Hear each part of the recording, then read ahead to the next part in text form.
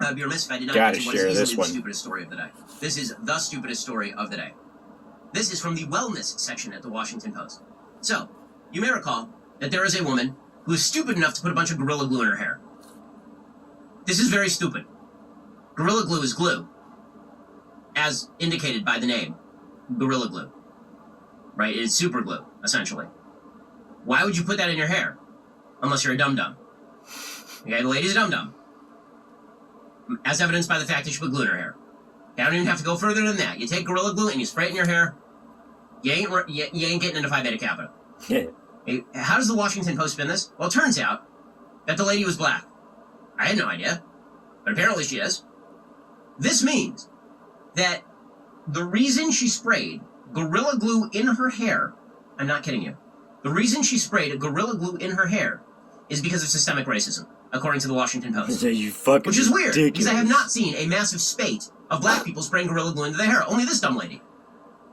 Like, this is not a systemic problem in the black community. People spray painting their hair with Gorilla Glue.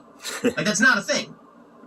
The reason this lady was a headline is because she did something unbelievably stupid, and then it went viral online. And the Washington Post is like, yes, but have you considered the possibility that this is an outgrowth of 400 years of oppression? And no, I didn't consider that possibility because oppressed people generally don't spray Gorilla Glue in their hair. Weird. But here is the Washington Post. Our media. They don't have a narrative, guys. They are perfectly objective. Remember, this is not in the op-ed section. Letitia Beecham writing. Tessica Brown no longer feels like she has red ants crawling around her scalp. Brown, 40, nicknamed Gorilla Glue Girl, captured the internet's attention with her forever ponytail after she used Gorilla Glue spray, a very strong adhesive for heavy-duty projects, to create possibly the slickest of side parts and swooped edges known to womankind.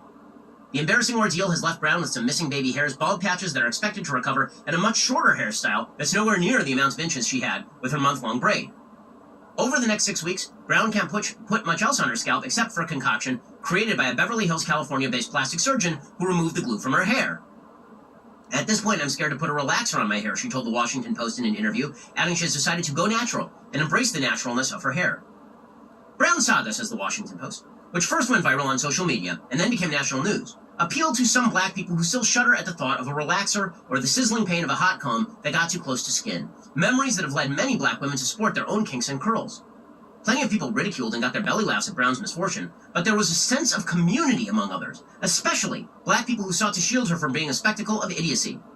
The extreme she went to for zero flyaways is very unusual, but the desired outcome is as old as black people's time in a country that often mocked how they looked. Experts say. What now? Huh? So, you want to talk about the history of people discriminating on the basis of race, and you want to talk about the discriminatory attitude towards particular types of hair that have existed in American society?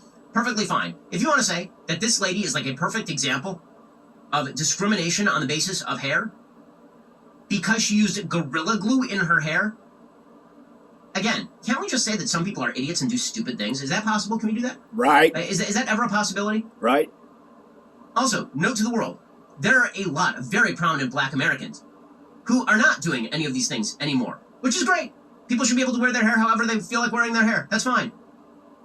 Why you would lump in people who want to wear their hair a certain way with Gorilla Glue lady, or suggest that American society is to blame for a dummy putting Gorilla Glue on her head, it's not beyond me. I know exactly why they're doing it, right? It's every problem in American society is attributable to systems of power. Those systems of power are rooted in innate white supremacy. So, if a dumb lady puts Gorilla Glue on her head, and she happens to be a black lady who put Gorilla Glue on her head, it has to be that this is a legacy of America's hierarchies of power coming all the way back to 1619.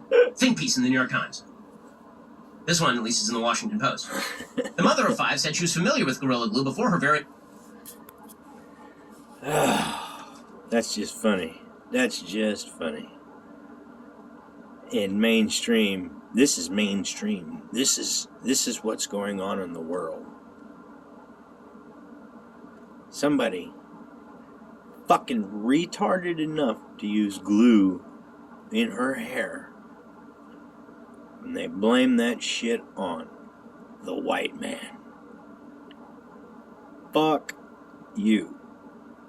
Dumb ass.